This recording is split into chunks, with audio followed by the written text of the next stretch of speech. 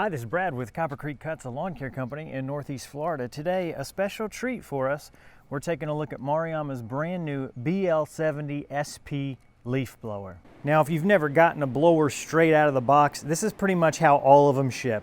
You've got the main blower, your flexible tube, several lengths of blower housing, and then this one actually comes with what's called a tornado tip. This helps increase the CFM, miles per hour, as the air comes out of the nozzle. A few hose clamps, a band to keep your throttle cable out of the way, and a scrunch to put everything together. Most of the time you're always going to get some two-stroke oil as well.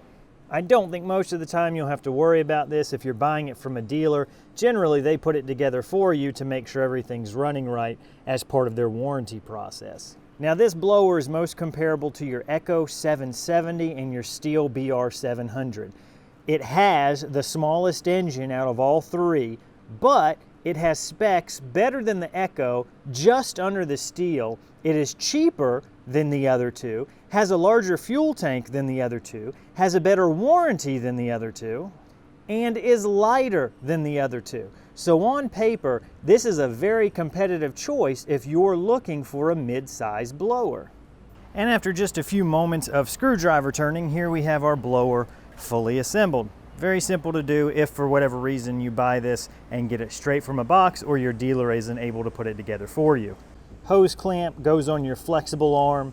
Another hose clamp clamps your swivel tube in place. This handle has a knob here that you can loosen so that you'll be able to slide it on. A twist lock connects the second tube, and a twist lock connects the nozzle. We have our on or off switch. This is not a momentary switch, so you need to keep that in mind. What that means is that you could accidentally leave it on stop once you shut it off, and then the next time you try and start the machine, you're cranking and wondering, why isn't this thing starting? It's because you didn't turn it back to on.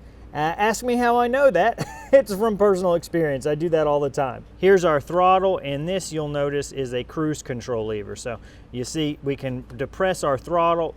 If we crank back on our cruise control, our throttle stays depressed. So this is really good if you're using this for any extended amount of time, some type of leaf cleanup, blowing off a parking lot, and you know you're going to need this at full throttle for a while. That's what this cruise control is really handy for. We have some extremely large cushions. I don't know if I've ever seen cushions that are that pronounced on a blower. The other thing this does is create some channels for airflow.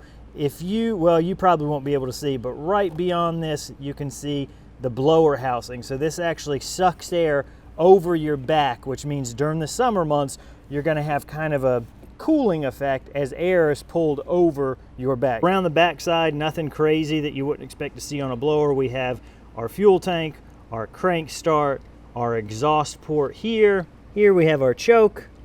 Here is our primer bulb. And when we take a look at getting to our air filter, we have a no tool needed access cover, which is nice, especially if you need to check something or clean an obstruction in the field.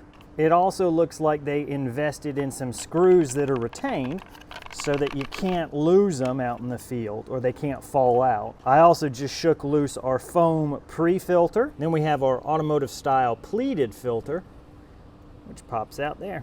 So two-stage filtration means that this is going to last a lot longer than if you only had a foam or only had an automotive style filter. And then you can also see there's some springs there for vibration absorption. That's probably not the technical term. And lastly, you can see that our spark plug's pretty easy to get to for maintenance or replacing or cleaning, whatever you need to do there. Now, to be completely fair, the only thing I don't fully understand or necessarily like is the cardboard that I'm assuming is serving as some sort of gasket between the body and the carburetor. I don't know if this would cause any issues. I just don't like how oversized it is. I just don't like the idea that something could get in here and start beating this up, deforming it. But I guess if the worst thing you can say about a blower with your first impressions is that there's a piece of cardboard that sticks out of it, that's not the worst thing in the world, right?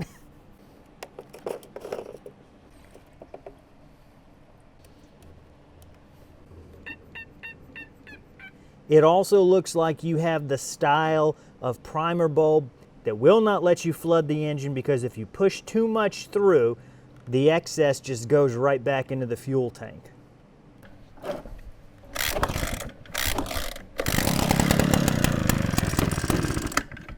So starting, that's very easy. There's a spring assist in here that it felt like I didn't have a ton of pull, but it was a very easy pull, the length that I had to travel.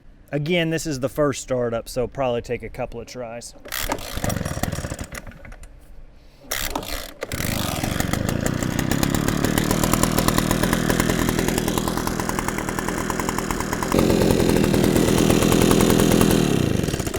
Because of whatever spring assist system they put in here, spring assist system, say that 5 times fast. Starting, it's very easy and it's very smooth. I know with my STIHL BR800, sometimes you have to catch it at just the right spot for it to start. Sometimes you got to almost yank your arm socket out if you're at the wrong spot. And of course, this is the first time I've started it, so I can't say it'll be like this forever. But for the first few interactions, it's just a very smooth starting process, so I like whatever they did here. This video is not intended to give you all the information you need about this new blower. It's just an unboxing, an assembly, giving you an overview of the specs, how it stacks up to the competition it's most comparable to. I'll be using this over the next few weeks, so in that time frame I'll have a better idea of if it's something that could work for you, how its performance handles over the first few tankfuls of gas, things like that. So stay tuned for that if you're interested. If you've got any questions, check the description. I'll try and put as much information in there as I can. As always, thank you so much for watching. I really do appreciate it.